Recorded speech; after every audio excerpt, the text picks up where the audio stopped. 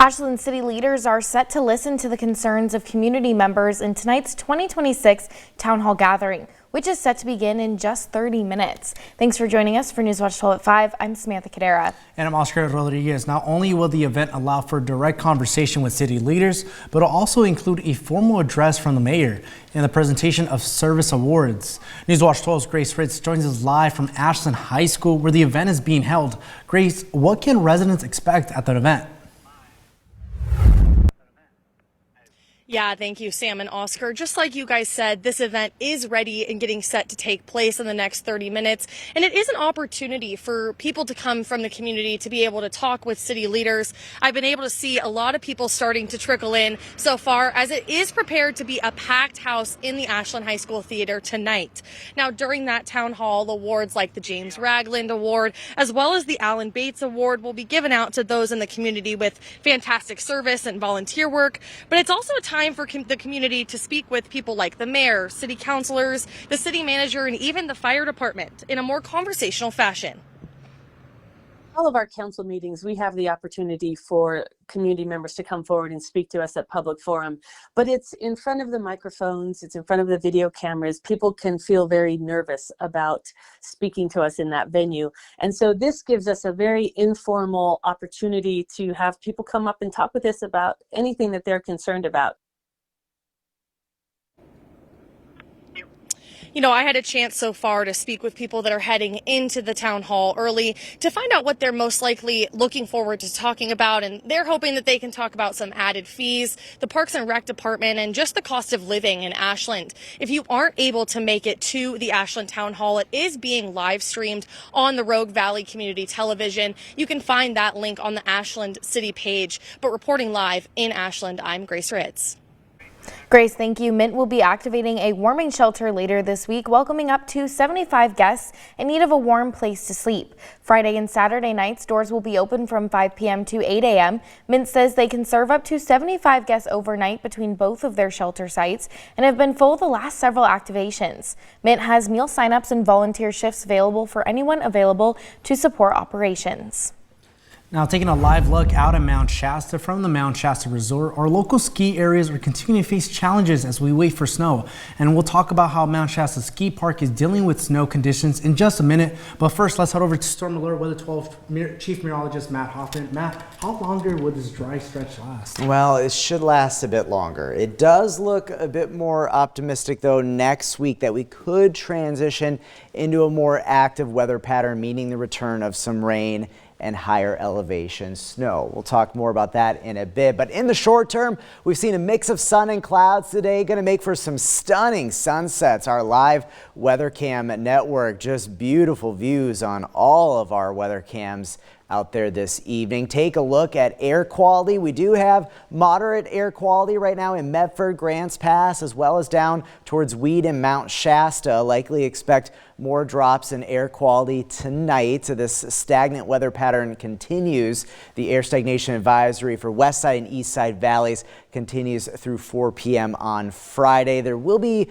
a weak storm system that moves in to wrap up the work week. Not going to bring us any precipitation, but it's going to chill things down a bit as we head into the weekend and pick up the winds a bit more. Take a look at current temperatures. 52 degrees in Medford. It's 42 in Klamath Falls, 48 in Etna, 46 degrees in Mount Shasta, and we're at 50 in Gold Beach. Satellite and radar imagery. Scattered clouds will stick with generally partly cloudy skies for the most part tonight. Area low pressure spinning off the California coast. Not going to bring us any precipitation. It's actually going to start to pull away through the overnight hours. So look for decreasing clouds later on tonight. Down to about 29 degrees in Medford, 27 in Wairika, and 20 degrees in Klamath Falls. More freezing fog in the Grants Pass area. Another freezing fog advisory for this evening through noon tomorrow. And then for your Thursday, temperatures fairly mild, above average. Skies will be trending brighter throughout the region, and then some increased clouds late in the day on into tomorrow night. We'll break down your Thursday forecast and look ahead to the weekend coming up in just a bit. And warmer temperatures over the past few weeks have forced many ski resorts to pause operations. But one ski park in Northern California is still open. I spoke with the team at Mount Shasta Ski Park to find out how they're managing the warm weather and the ongoing lack of snow. It was getting a little like, man, it's not only dry, but it's also been too warm. And so we're hoping to just keep us open as long as possible. While warmer temperatures have forced many ski resorts to pause operations, Mount Shasta Ski Park remains open. It's relying on snowmaking machines to keep the slopes running, an effort that helps them get by, but doesn't fully solve the ongoing lack of natural snowfall. It's not going to fix the problem. Ultimately, we just need it to snow, but it might get us through another week, get us through another weekend, something like that, which is all we can really ask for at this point. The ski park began snowmaking earlier this month, allowing crews to build a solid base.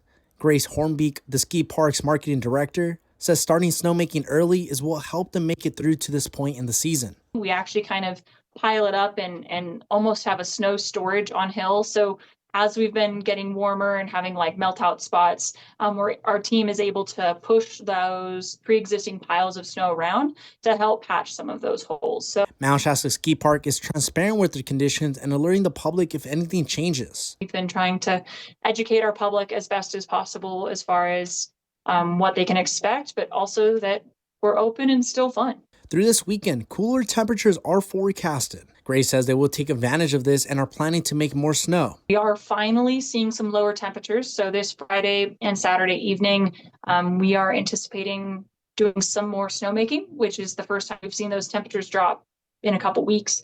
So that should help get us through to that next storm. From Mount Shasta, I'm Oscar Rodriguez. Representative Cliff Bentz spoke before the Energy and Commerce Committee today, emphasizing a need for the Fire Act. House Bill 6387, known as the Fire Act, aims to update the Clean Air Act so states are not penalized for smoke from wildfires or prescribed burns. The bill also cuts regulatory hurdles and manufacturers and communities and rewards efforts to reduce wildfire risk and improve air quality. This bill would at least give us the foundation to start reducing wildfire risk while avoiding the lawsuits that are then. Cliff Bentz also said this bill will directly help states like Oregon, California, and Washington, who all have large acres of forests. And the STARS tax season is less than a week away, and the Oregon Department of Revenue is reminding Oregonians of extra cash after filing 2025 tax returns. The Department of Revenue says there's a surplus of more than $1.4 billion from the 2023 to 2025 budget. Only those who filed returns in 2024 and 2025 can receive a kicker, which will be a percentage of your 2024 personal income tax liability. E-file taxes will be processed sooner than paper-filed returns. The Bureau of Land Management is now accepting applications for 2 artists and residents in Southern Oregon this summer. BLM says selected artists will spend 1 to 2 weeks at the Rogue River Ranch National Historic Site or the Cascade-Siskiyou National Monument.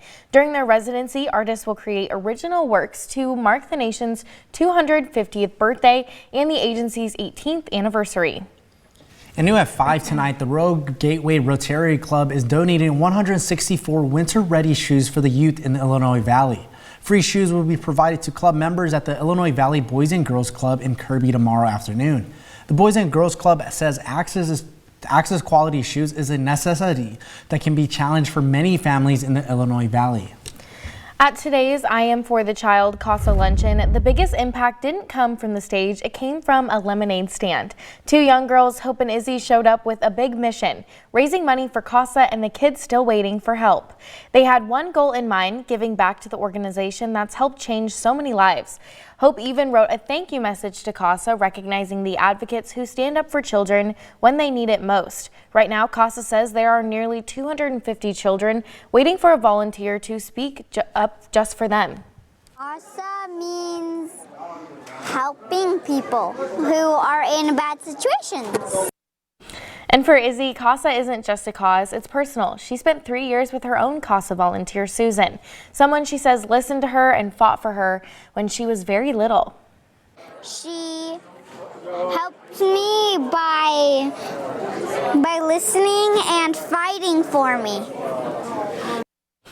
Now 10 years old, Izzy says her CASA is still part of her life, checking in, staying connected, and continuing to care. By the end of the luncheon, Hope and Izzy were so excited to find out just how much their lemonade stand raised, knowing every dollar helps bring CASA one step closer to matching a waiting child with a caring advocate. And a Central Point woman is turning her own experience with domestic violence into a resource for others. She created a free community closet giving survivors clothing, essentials, and a safe connection for support. The closet is confidential and offers both interview outfits and everyday wear. I'm a domestic violence survivor myself, and so I started it basically create a stepping stone to refer people to organizations that we already have here in the area for support. Her project has grown entirely through community donations and has already helped dozens of survivors in just over a year. Tomorrow on NewsWatch 12 this morning, we'll hear from a survivor on the impact Brianna is having in our community. And looking ahead to one of the most beloved events of the winter, Lake of the Woods just announced their 6th annual Kite Festival. This year's event will take place through Valentine's Day weekend. Just 2 years ago, the festival was canceled at the lake and because it wasn't frozen over. But Lake of the Woods says they're optimistic that ice conditions will continue to grow this year.